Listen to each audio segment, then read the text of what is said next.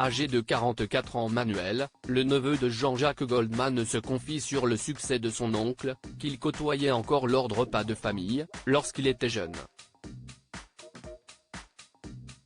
Aurait-on imaginé Jean-Jacques Goldman comme ça? Nos confrères de Libération consacrent leur portrait de jeudi 26 octobre 2023, à Manuel Goldman, le neveu du célèbre interprète d'Il suffira d'un signe, Envole-moi ou encore Quand la musique est bonne. Il est effectivement le fils de Pierre Goldman, le demi-frère du chanteur. On a récemment réentendu parler du militant d'extrême gauche à l'occasion de la sortie du film Le procès Goldman.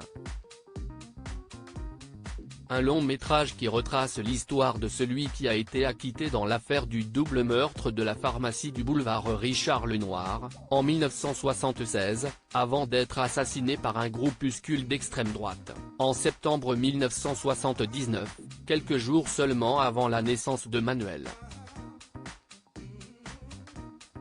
Manuel Goldman compare son oncle Jean-Jacques Goldman à un célèbre personnage de série interrogé dans les colonnes du quotidien. Manuel Goldman évoque son enfance parisienne, les remarques de ses professeurs au sujet de son père, mais aussi les commentaires de ses camarades de classe à propos de Jean-Jacques Goldman, qui commençait à être connu et reconnu.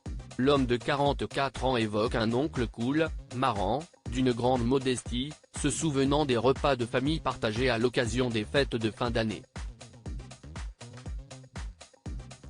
Manuel Goldman se lance alors dans une drôle de comparaison pour qualifier le frère de son père. Jean-Jacques, c'est Tony Soprano, le mec qui est parvenu au sommet, s'amuse-t-il, faisant référence au célèbre mafieux incarné par le comédien James Gandolfini, dans la série Les Sopranos. Manuel Goldman regrette tout de même de ne plus côtoyer beaucoup l'artiste, c'est quelqu'un qui compte pour moi, même si je ne le vois presque plus, conclut-il. Le succès de Manuel Goldman dans le rap. Manuel Goldman a, semble-t-il, hérité du gène familial pour la musique. Il est effectivement rappeur et à l'origine de plusieurs albums souvent salués par la critique. S'il s'est d'abord fait connaître sous le pseudonyme Métèque, il signe désormais Risky et a récemment sorti un disque, intitulé Paris vaut bien une messe.